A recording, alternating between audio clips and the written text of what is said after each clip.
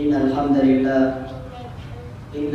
لله نحمده ونستعينه ونستغفره ونعوذ بالله من شرور أنفسنا ومن سيئات أعمالنا.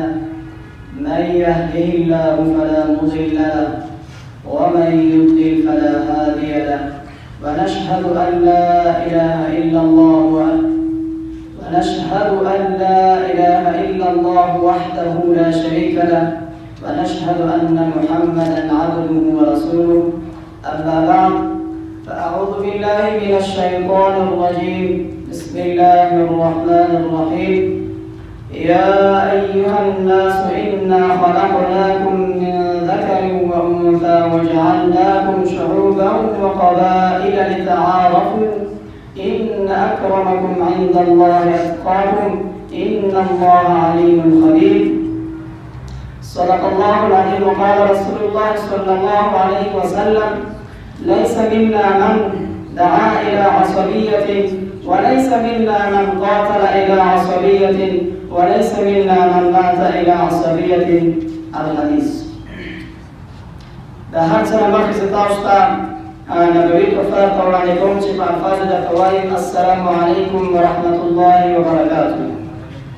دویم په اجازات استادانو او محترم طلاب عزیزو غواړم چې زه تاسو سره موضوع شریکه کړم. زما موضوع دا د قوم پرستۍ په اړه باندې غواړم چې د دې قوم پرستۍ په اړه تاسو د قرآن او حدیث معلومات درکړم. نو اول راځم زه ابتدا کوم په قرآن باندې چې قرآن کریم کې قومیت دا ثابت دی نه دی ثابت او قوم پرستۍ په کوم عمل باندې کوم ځای باندې الله تعالی په قرآن کې فرمایي چې یا ایها الناس ای هغه خلکو إنا خلقناكم فتحقيق تاسو خلق کړی استی ما من ذکر و انثى د یو مرد او د یو ښځې څخه. دلته مفسرین دوه توجیهات کوي. یو دا چې مور او پلار دې نه مراد دي یا آدم علیه السلام او یا بی حوا علیه السلام څخه مراد دي.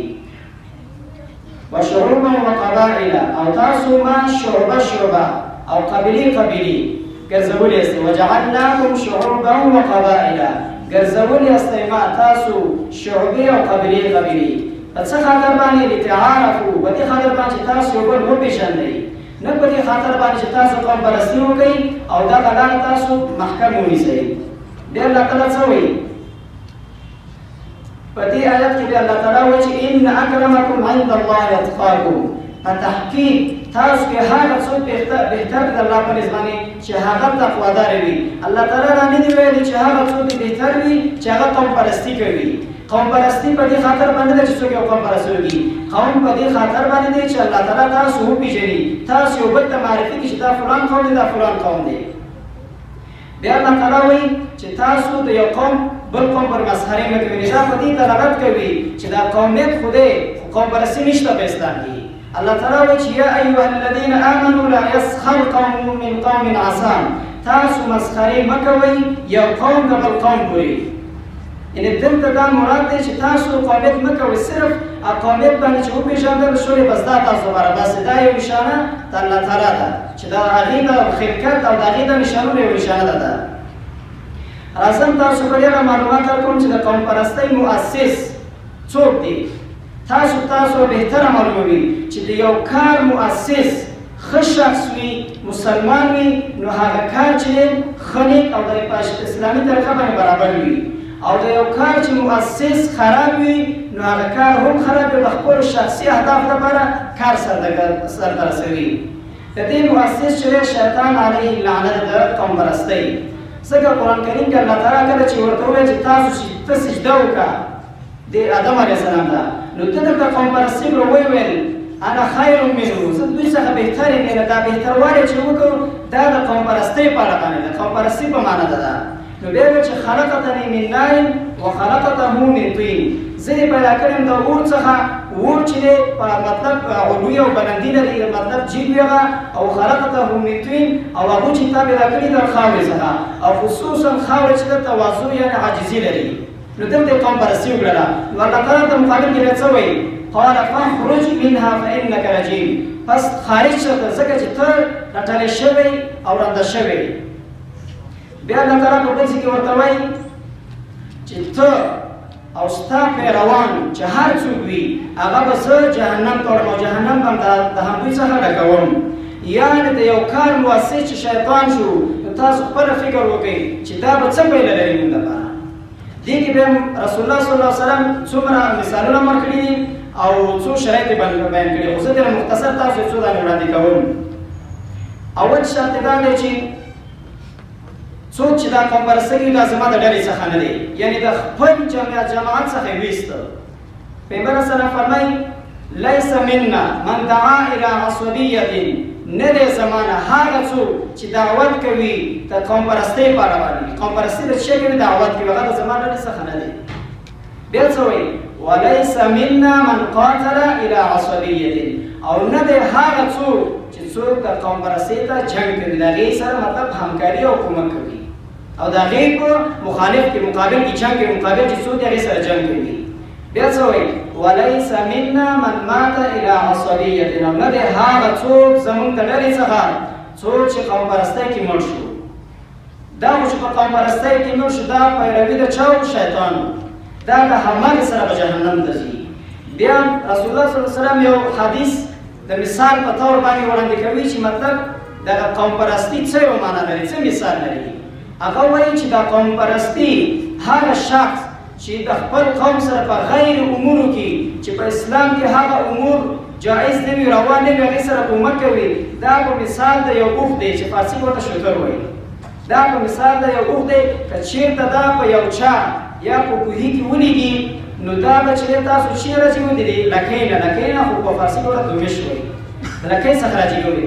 آیا دا امکان لري چې دومره غټ اوښ د یو کوهي څخه په لکۍ باندې راجګول؟ دا هیڅ امکان نه لري. همالته هلاکېږي او مردارېږي او همالته ختمېږي. بیا دغه قوم پرستي چې ده دا موږ ته یو میراث دی. د چا څخه؟ د قوم د بت پرستانو څخه. ځکه الله تعالی په قرآن کریم کې وایي واذا قیل لهم اتبعوا، کله چې وویل شول د مشرکینو ته تاسو تابعداري وکړئ ما انزل الله، هغه څه چې نازل کړي دي ما، یعنې تاسو د هغه څه تابعداري وکړئ چې ما نازل کړي، نه د هغه څه چې تاسو اوس کوئ او د مخکې کړي دي.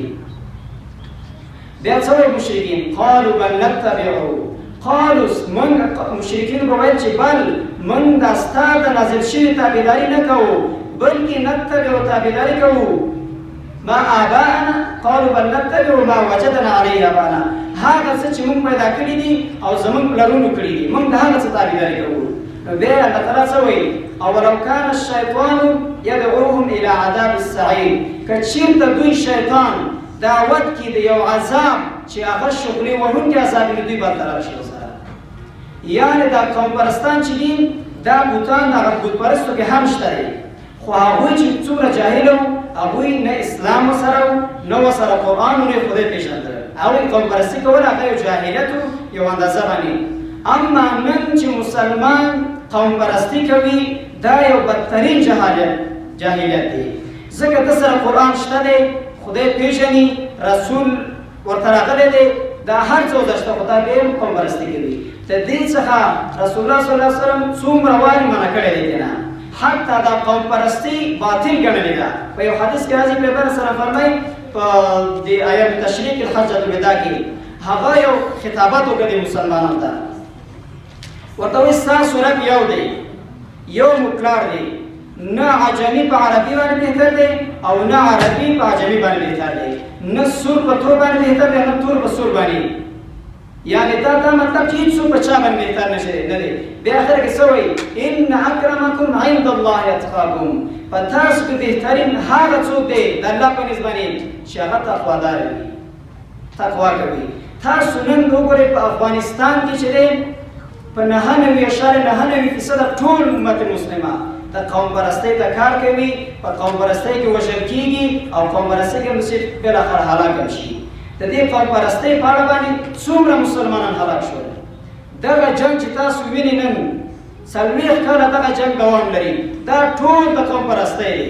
هلته فارسي زبان چې د خپل لمن وایي، پښتو زبان چې دی پښتو ژبې والا هغه خپل لمن وایي، تاجکۍ چې د خپل طرف وایي، هزاره خپل طرف وایي. په څه خاطر باندې؟ چې زما قومیت دې مخته راشي، نه پښتون نه هزاره نه تاجک. اسلام کې نه تاجک شته دی نه هزاره شته دی، دا صرف قومیت دی. نور اسلام مساوي دین دی، ټولو دپاره یو رقم ته حق ورکوي. د وړوکي د ماشوم دپاره خپل حق دی، د غټ دپاره چې د عمر غټ دی دپاره خپل حق دی، د یو عالم دپاره خپل حق دی، د یو طالب علم دپاره خپل حق دی.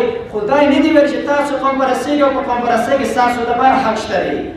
قوم پرستي صرف د اسلام له نظره یو پیژندګلوي ده چې دا یو نښانه د الله تعالی ده.